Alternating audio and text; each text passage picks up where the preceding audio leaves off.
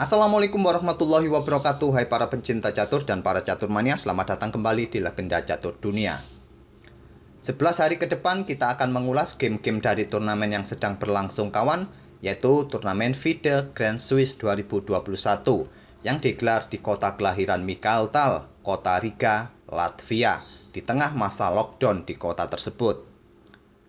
Turnamen ini menggunakan game klasik dengan format Swiss 11 babak yang diikuti oleh 108 pemain di kategori Open dan 49 pemain di kategori wanita.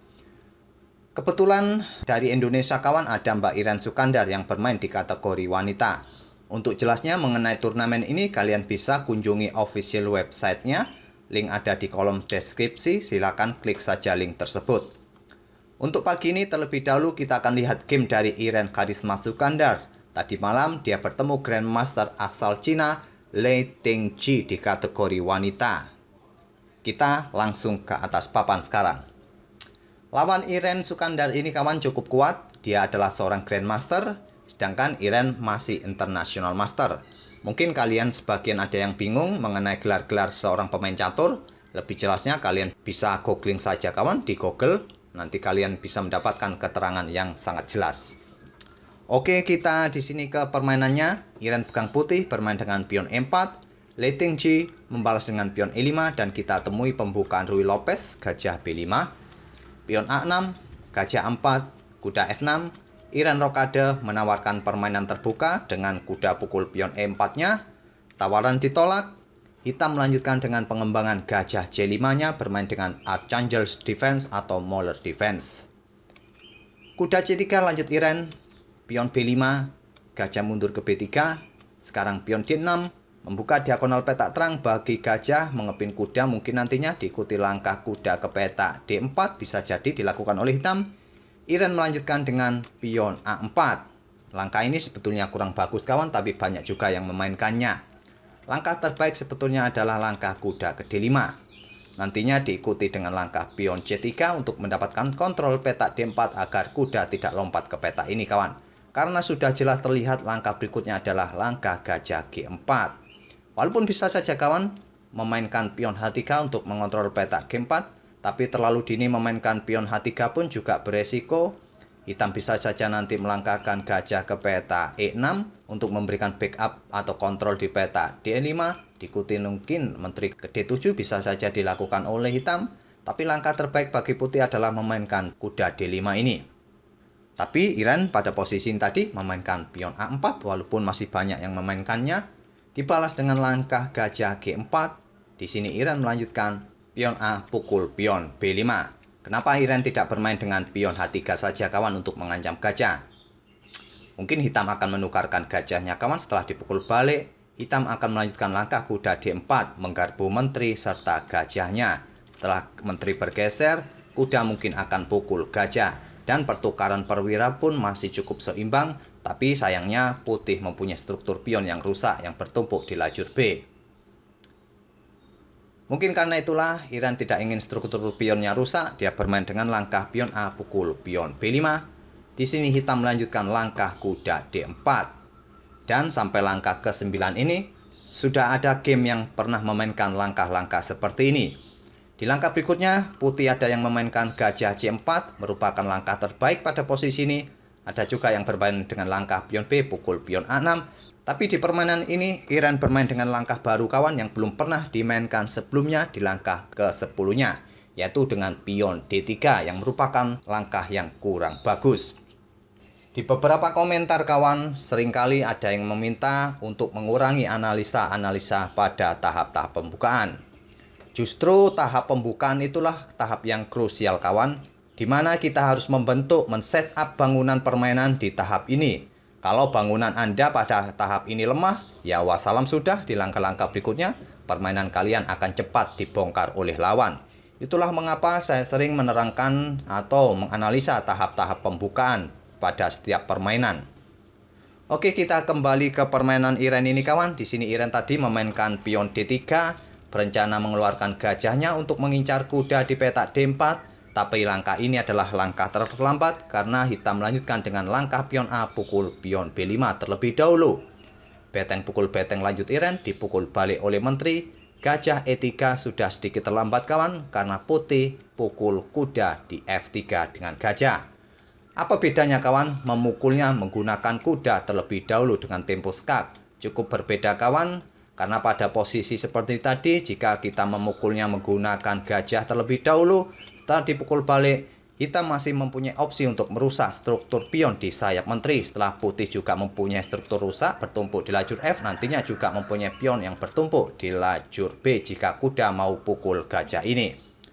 Tapi di sini Li Tingji tidak tertarik pukul gajah ini kawan untuk merusak struktur pion di sayap Menteri. Dia bermain dengan pion C6 untuk memperkuat posisi pionnya, juga membuka area di area pertahanannya sendiri, agar nanti para perwiranya juga atau beteng dan menterinya leluasa bermain di area sendiri.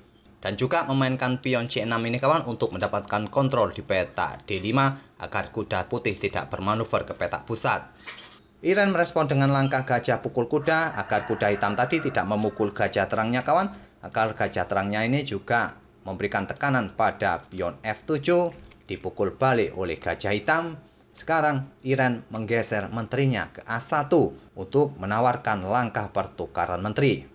Langkah pertukaran ditolak oleh hitam, bergeser ke peta C8 untuk mendapatkan kontrol di peta A6 serta peta A8, ataupun nanti siap meluncur ke sayap raja ke peta H3. Dan jelas sudah kawan, di langkah ke-15 ini hitam sedikit lebih unggul karena posisinya sangat luas.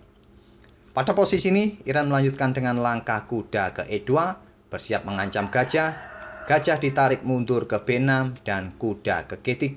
Selanjutnya pion G6 untuk mengontrol peta F5 agar kuda putih tidak bermanuver ke peta ini.